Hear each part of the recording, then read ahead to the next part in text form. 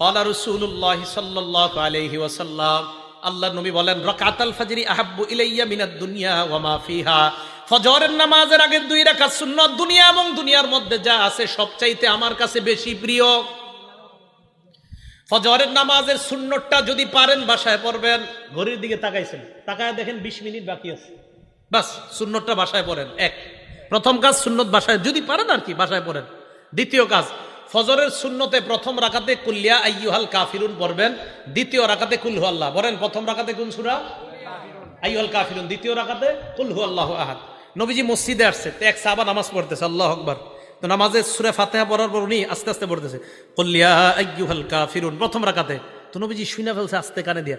তো নবীজি শোনার পর বললেন, হাযা আব্দুন আরাফা রাব্বাহ, এই ব্যক্তি তার রবকে চিনতে পারছে।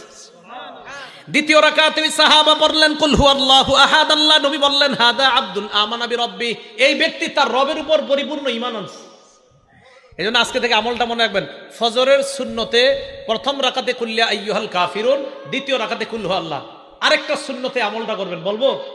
মাগরিবের পরের সুন্নতে প্রথম রাকাতে কুল্লিয়া আইয়ুহাল কাফিরুন, দ্বিতীয় রাকাতে কুল হু আল্লাহ যদি পারেন।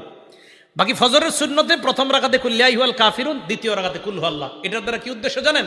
কুল্লিয়া আইয়ুহাল কাফিরুনের মাধ্যমে প্রথম রাকাতে আপনি বুঝাইতেছেন আমি যত শিরিক সব বর্জন করলাম, দ্বিতীয় রাকাতে কুল হু আল্লাহ পড়ার মাধ্যমে বলতেছেন আমি আল্লাহর একত্ববাদ স্বীকার করে আমার দিন শুরু করলাম।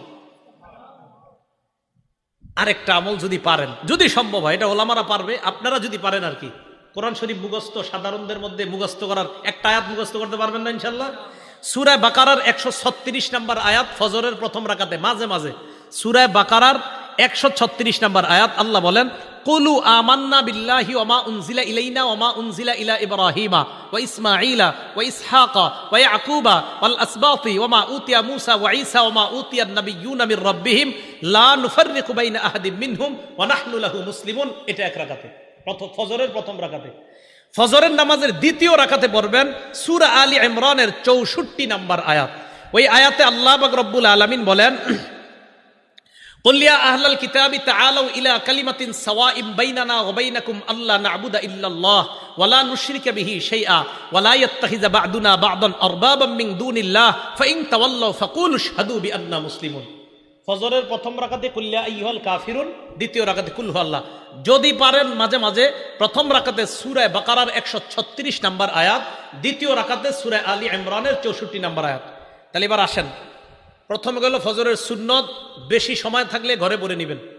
দ্বিতীয় নম্বরে গেল প্রথম রাকাতে কুল্লিয়া আইয়ুহাল কাফিরুন, দ্বিতীয় রাকাতে কুল হু আল্লাহ। যদি পারেন মাঝে মাঝে প্রথম রাকাতে সূরা বাকারার 136 নম্বর আয়াত, দ্বিতীয় রাকাতে 64 নম্বর, মুসলিম শরীফের হাদিসে আছে, আলী ইমরানের 64 নম্বর আয়াত।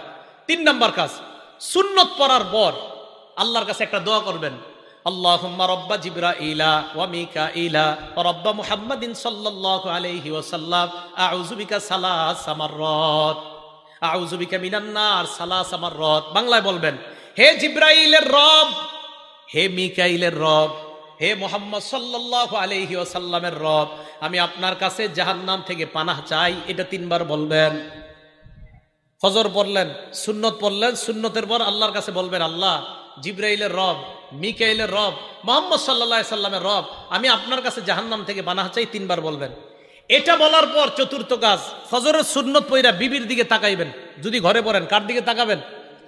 বিবির দিকে তাকানোর পর আম্মা জান আয়েশা বলেন, আল্লাহর নবী আমার দিকে তাকানোর পর ফাইন কুনতু মুস্তাইকিজাতান, আমি যদি জাগ্রত থাকতাম, হাদ্দাসানি, আল্লাহ নবী আমার সাথে কথা বলতেন।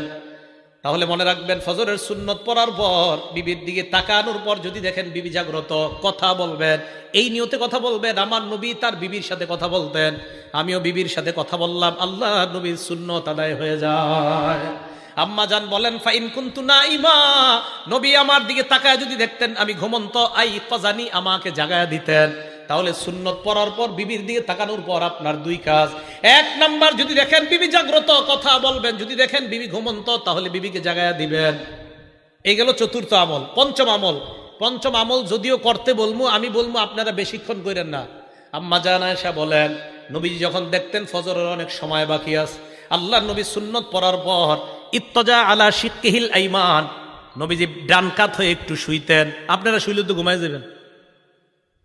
ফজরের সুন্নত পড়ার পর হযরত বেলাল ডাকার আগ পর্যন্ত নবীজি একটু ডান কাত হয়ে শুইতেন, আপনারা তো ঘুমাই যাবেন।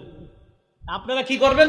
পুরোটা করা দরকার নাই, একটু ডান কাত হয়ে শুয়ে আবার উঠে যাবেন। কেন? আমার নবীজি করছে তাই করলাম। সুবহানাল্লাহ, নবীজি করছেন তাই আমি একটু নবীর সুন্নত পালন করলাম। কি বলেন? ইনশাল্লাহ করা যায় না? যদি ঘরে করেন আর কি, আল্লাহ তৌফিক দান করেন। এটা যারা তাহাজ্জুদ পড়ে তারা কিন্তু এই আমলগুলা করে নিয়মিত। আল্লাহ আল্লাহ আমাদের সকলকে আমলগুলা করার তৌফিক দান। ভাই একদিন নবীর সুন্নত পালন করেন না, একটা দিন করেন, অন্তত কিয়ামতের মাঠে বলতে পারবেন তো একটা দিন করেন না যে আল্লাহ আমি ঘরে সুন্নত পড়ছিলাম, সুন্নতের পর বিবিরে জাগ্রত করেছিলাম, বিবির সাথে কথা বলেছিলাম, আল্লাহ এরপর আমি একটু ডানকাত হয়ে শুয়েছিলাম, এই আমলগুলো তোমার নবী করতো, আমিও করছি। এই গেল ফজরের ব্যাপারে আলোচনা, ফজরের নামাজ এবং 5 ওয়াক্ত নামাজের ব্যাপারে আলোচনা। এখন আরেকটা কথা বলবো নামাজের ব্যাপারে, সে বলবো জামাতে নামাজ আদায় করা। কিভাবে নামাজ আদায় করা? জামাতে। বুখারী শরীফের 645 নম্বর হাদিস, ক্বালা রাসূলুল্লাহ সাল্লাল্লাহু আলাইহি ওয়াসাল্লাম, আল্লাহ নবী বলেন, সালাতুর রাজুলি ফিল জামাআ তাফদুলু সালাতাল ফাজরি বি27 দারাজা। নবীজি বলেন জামাতের সাথে নামাজ আদায় করা, একাকী এক ব্যক্তি নামাজ আদায় করলো, আমি একা নামাজ পড়লাম, উনি জামাতের সাথে নামাজ আদায় করলো, আল্লাহ নবী বলেন যে ব্যক্তি জামাতে পড়লো তার আমল নামায় আল্লাহ 27 গুণ বেশি সওয়াব দিয়ে দেয়। কয় গুণ?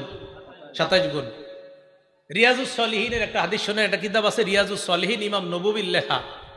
এক অন্ধ সাহাবা নবীজির কাছে আসছে, আসার পর আল্লাহ নবীকে বললেন, হুজুর লাইসা লি কাইদুন ইয়াকুদুনি ইলাল মসজিদ। হুজুর এমন কেউ নাই, একটু আপনার হাতটা ধরি, হ্যাঁ এইভাবে হাতে ধরে মসজিদে নিবে এমন কেউ নাই।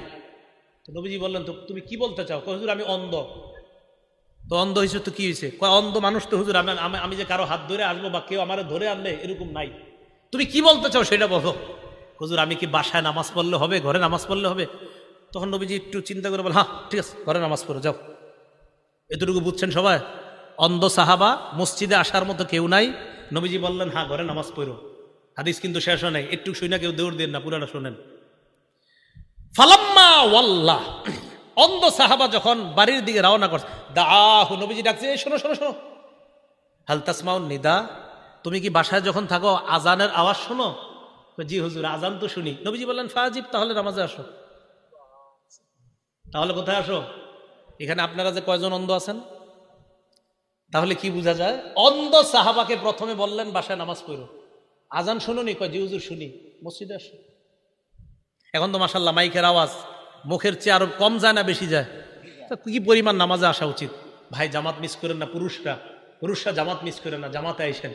আল্লাহ আমি সহ আমাদের সকলকে জামাতের প্রতি গুরুত্ব দিয়ে যেন আমরা সালাতগুলো আদায় করতে পারি, আল্লাহ তৌফিক দান করেন।